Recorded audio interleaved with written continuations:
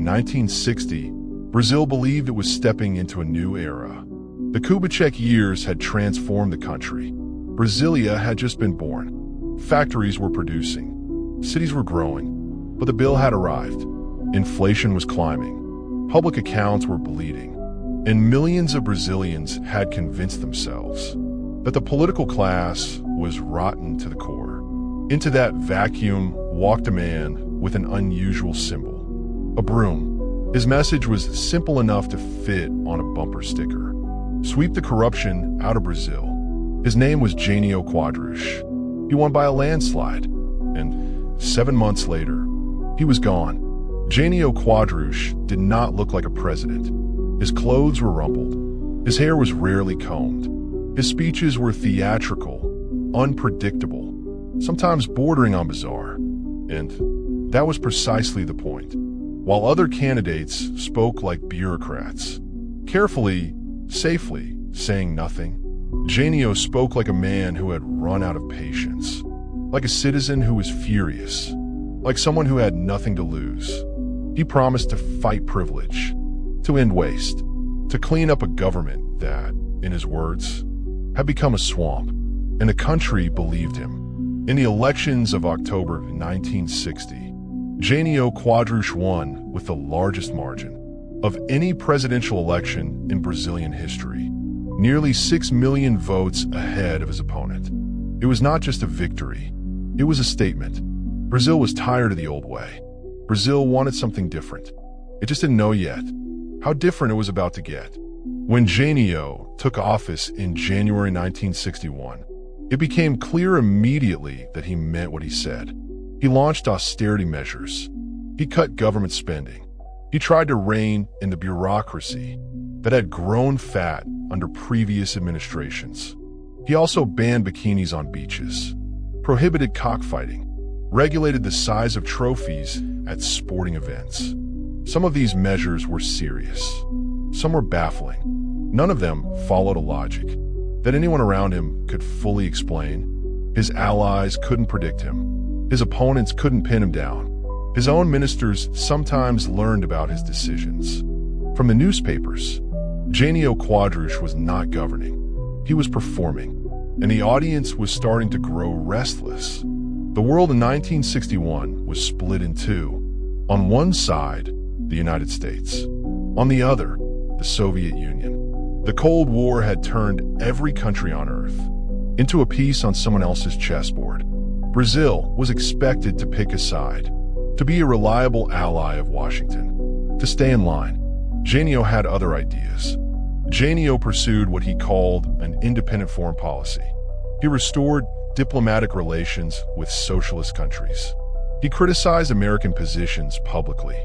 He refused to automatically align Brazil with Washington's interests in Latin America. And then he did something that no one in the Brazilian establishment could forgive. He awarded Che Guevara, the Argentine revolutionary, the face of global communism, Brazil's highest civilian honor, during an official state visit, with photographers present, in front of the world. To his supporters, it was sovereignty, Brazil refusing to be anyone's satellite.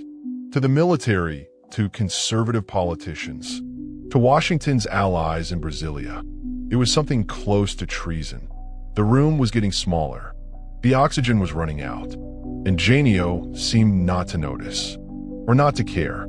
As the months passed, Jânio Quadros found himself increasingly alone. The military watched him with suspicion. Politicians who had supported him pulled back. Business leaders who had funded his campaign began asking quiet questions. Even parts of the public that had voted for him were left confused by the spectacle. The broom had swept through the palace, but what it left behind was not order. It was uncertainty. In August 1961, 7 months after taking office, the pressure became unbearable. What happened in those final days inside the palace has never been fully explained. What we know is what came next. On the morning of August 25th, 1961, Jânio Quadros handed his resignation letter to the president of the Brazilian Congress. The document was short. fewer than 200 words. In it, he wrote that terrible forces had conspired against his government, forces he could not overcome, forces he refused to name. He offered no evidence, no specifics, no explanation that anyone could verify or challenge. Just the letter, just the signature, and then he was gone. The news traveled through Brazil in minutes. The president had resigned. After 7 months, without warning, without negotiation, without any apparent plan for what came next. The country did not know what to feel. Shock, confusion, anger, disbelief, all of it at once. To this day, historians argue about what Jânio Quadros actually intended. The most widely held theory is this. He believed his resignation would be rejected, that the people would pour into the streets, that the military would beg him to stay, that Congress would refuse to accept the letter, that he would return to power with a mandate so strong that no one could ever challenge him again. It was a gamble, a calculated crisis, a man betting everything on the idea that he was indispensable. He was wrong. Congress accepted his resignation quickly, without resistance, without negotiation, without a single serious attempt to ask him to reconsider. The streets did not erupt. The military did not plead for his return. The nation did not rise up in his defense. Jânio Quadros had left the stage, and the audience had simply moved on. He would never hold public office again. But the real crisis was just beginning.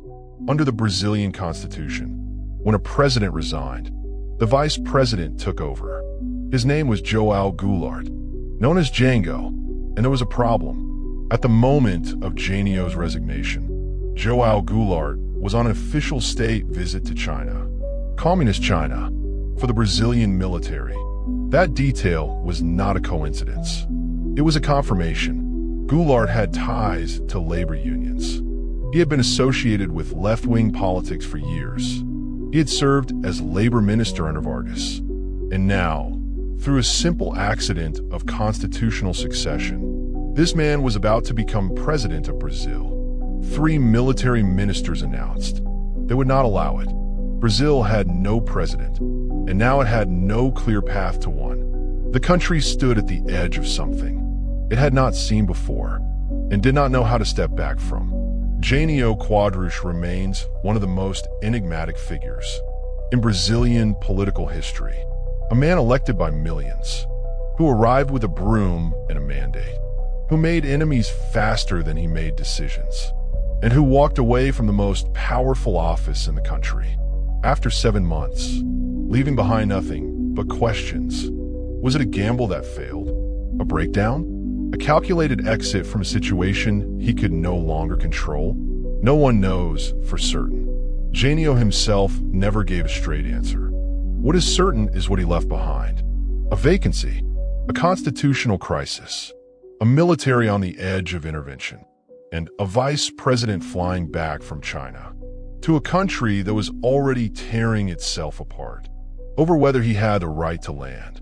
Next episode, the legality campaign, the battle to allow João Goulart to take office, and the moment Brazil came dangerously close to civil war.